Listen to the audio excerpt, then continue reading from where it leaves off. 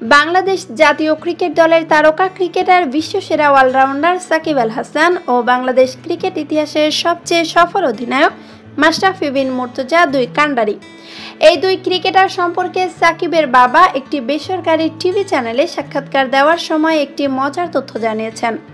আচ্ছা, আপনি বলুন তো সাকিবের বাবা মাশরাফির বাবার মধ্যে সম্পর্কটা কি?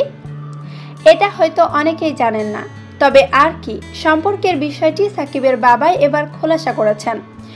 মজার ব্যাপার হচ্ছে সাকিব ও মাশরাফির বাবা একে অপরের ঘনিষ্ঠ বন্ধু।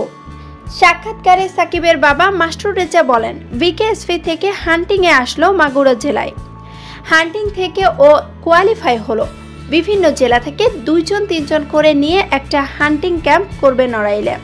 15 দিন পরেই আমি নড়াইলে গেলাম। মাশরাফির বাবার সাথে নিজের বন্ধুত্ব সম্পর্কে তিনি বলেন, মাশরাফির আব্বা আমার বন্ধু, খেলার বন্ধু, খুব ঘনিষ্ঠ এবং খুবই কাছের বন্ধু। মাশরাফির সাথেও দেখা হলো।